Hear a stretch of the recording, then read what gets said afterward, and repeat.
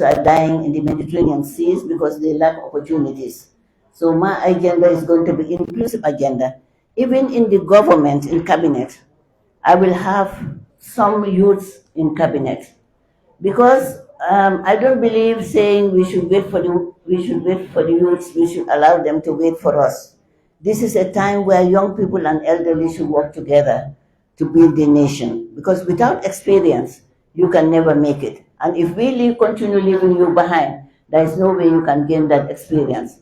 So in my government, you will have young people as ministers. You will have young people as farmers. We will have young people as entrepreneurs, and also we can have young people in the diplomatic service. So this is the agenda I have. The details of the agenda when I'm launching the party, inshallah, you will all have copies of the manifesto, the copy of also my strategic plan. My also strength is evaluation. Whatever I do, I deliver. I am a perfectionist.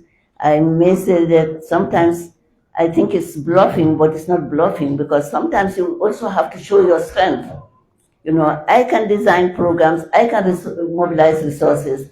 And the thing is that people believe in my leadership because I'm honest. I have a sense of integrity. So many commissions,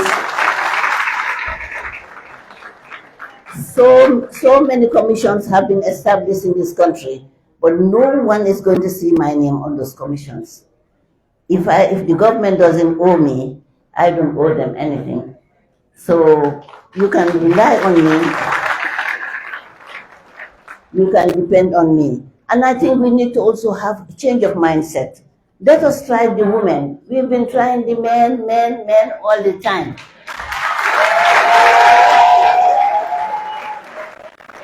Yeah. We've been trying the men. And apart from Sir Dawda Kairaba Jawara, who among the men that have led us has done what inspires our people? Today, the 22 years, initially, because I'm very honest, initially,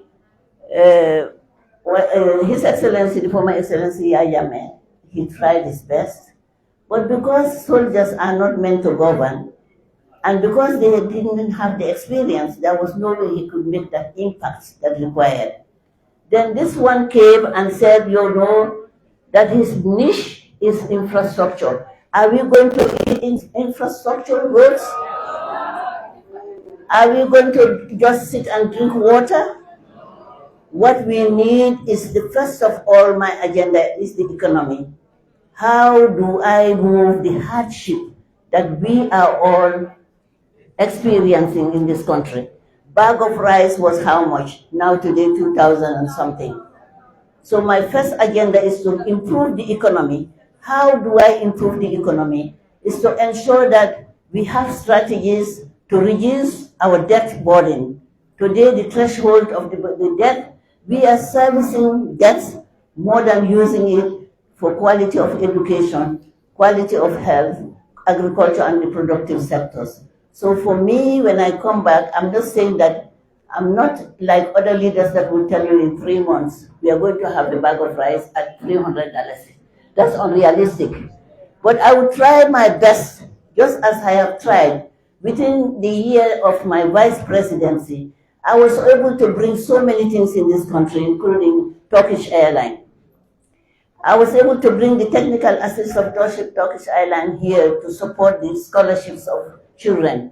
I was able to start begging for donors and also other countries to really help us to develop the youth capacity for entrepreneurship. So I was able to work with the EU to bring in the Women Enterprise Development Fund, which is now being politicized. It was meant for all women and young entrepreneurs, but now it's given mandated or is being implemented by the Women's Gender Ministry rather than having it at the national level. So there are so many opportunities, and already I've started engaging donors who are willing and open to help me have so many projects in development sectors. I want to really, when I'm holding a stick at 90 years old, to look back and see you young people being in different positions and taking care of your families. There is no young person that doesn't want to earn a living to help his or her parents. But now you cannot do it. You can't do it. And the situation is really there. We need to move forward. Thank you.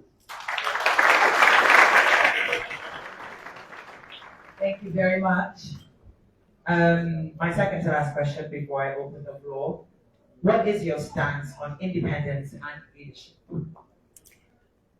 Independence for me is sovereignty that is depending on your people first. Depending on your people, meaning you have to build their capacities and provide them with opportunities. If you provide people, everybody cannot be in the public service, but you can have regulatory measures to ensure that you have the enabling environment where everybody can create a niche for yourself. Independence means you have to be self-reliant. You remember Sadauda Kairaba Jawara, may Allah grant him Jannatul Firdaus. He had the Tacito philosophy. You remember Tacito? Self-reliance. Everybody said you were able to improve your capacity to feed your family and to contribute to national development. But now we don't have that. What happened with this government is moving people from the streets, bulldozing them. That's the wrong approach. Before you bulldoze people, you have to really inform them that you are moving their markets. But you have to give them a replacement. You have to build markets. You have to give them access. You have to give them the facilities before you bulldoze them. I was against it, and I did bring it to the attention of the executive, including the president, that that was a wrong move that he did to the country. Moving people that were looking for like $1,000 a day, moving them, now where are they? Most of them are hiding out. They spread their masks when they see the police, they go. But after moving them, what else? The way they were moved was very disrespectful, very disrespectful.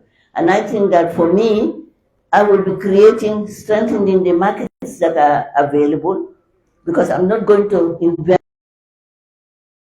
I will try my best to have a market.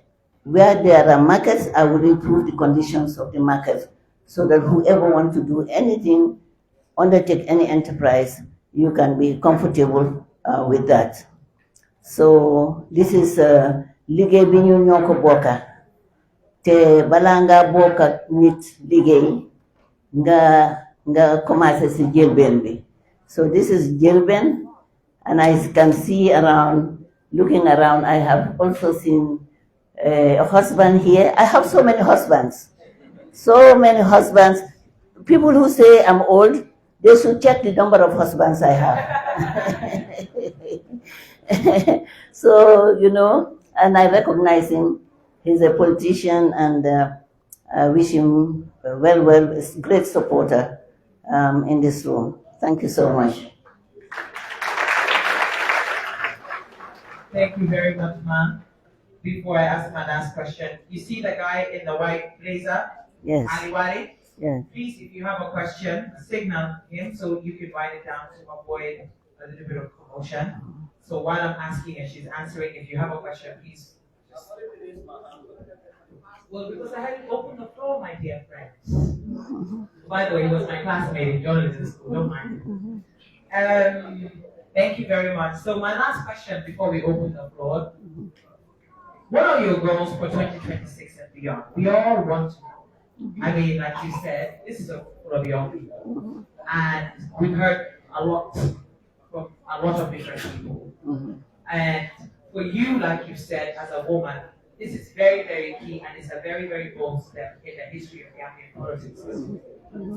And a lot of young people look up to you. A lot of young women look up to you. And I think when we hear everything you said so far, in my opinion, is in alignment with a lot of us here would like to see the Gambian.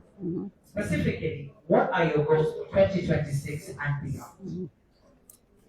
My goal for 2026 is to ensure that we have inclusive economic growth and development. If you look at the development trajectory in most of these countries, they have inclusive growth, which is measured by GDP, and rather than the human capital development, like people accessing social services, education, health, and productive work. So my goal is to really improve the economy. My goal is to really promote entrepreneurship, to promote businesses. If you look at our country today, most of the businesses are occupied by foreigners. I am not against foreigners, but we should build the capacity of our people to encourage them to have access to credit, microfinancing, and those that have important portfolios, we can help them, support them to have credit from the bank, loans from the bank to expand their businesses. So my focus is going to be developing the capacity of indigenous businesses, like we did Ablai Wada, His Excellency, former President Ablai Wada did in Senegal. When he came, and even Abdou Diouf and Macky Sall, when they came to power, the first thing they did was to take care of the people, giving them livelihoods, sustainable livelihoods, empowering them to access resources, and also ensuring that their rights are protected at different levels. So how are their rights going to be protected? We are going to have regulations that will give them opportunities to register businesses. And also my goal would be best to see you cannot eliminate realistically corruption, but you can curb corruption. So we will be establishing the Corruption Commission. It has been hanging for so many years. The African Union in the 2063 agenda had it as a pillar that African governments must work towards curbing corruptions. So my goal is not going to be commission, commission, commission. We have had so many commissions. What are the results of the commissions? No reports, no accountability. So I'm not going to waste my time on commissions. Of course, it will be part and parcel of the corruption agenda, but we will be looking at how best we can have the productive sectors up and running, agriculture. When I was young, I'm going to Amitage High School, Sankule Kunda and Yorobere Kunda, around that area, they were rice growing areas. Sankuya and all this LRR, CRR. But today, if you go to the Jahal Pachar is now, I think, owned by a private entrepreneur. So we want to really have taking back our country. My goal is for us to take back our country from the democratic principles, where we can also create jobs, and where we can also support those who are at the back way, who already have gone back way. When I was as a vice president, I engaged the international donor community. I was against them bringing back those children here. You bring them here to what? There is no job. So I engaged them, and I was able to convince them to train them, give them skills, and allow them to work for a number of years in their countries. And then when they come, they can come with the expertise and experience and the resources they need. So it's going to be people-centered. For me, it's going to be citizen-centered. And finally, my goal would be to really engage. I like engaging people. Fortunately, I thank Allah for making me a humble person. The reason why I'm humble, I found my parents humble. And the reason why I continue to be humble is the fact that I'm inspired by what my parents taught me and what the Quran has said. You come with nothing, you go with nothing. You come with nothing, you go with nothing. The only thing that you take is the good that you do in your grave. And I really want to go, when I go to my grave, that I sleep peacefully and that you continue to pray for me. I want to have a legacy where you can look behind and say, yes, amoon na ko fi jaar mu nekk jàmm ak salaam si réew mi ci askan bi ci njaboot gi ak ci suñu diggante ak yeneen réew mi. The other encompassing, which is also talks about the goal, is part of the goal, is to really have good neighborhood in the region and the sub-region. We are in Senegal. If you look at geographically, we are in Senegal. So we need to have good relationship, and we will promote trade. There is so much money in the African trade agreement that we can utilize, we can bring for the use of Gambians in the business area or in any other area that they want to do. So we will be working very closely with our sub-region, our region. And since women are not many in politics, even in Europe, there are really not many. So my voice, wherever I go, I will continue to really raise the voice and visibility of women and young people. So you can take me not only as a president, but also as your ambassador in every endeavor of life. Thank you.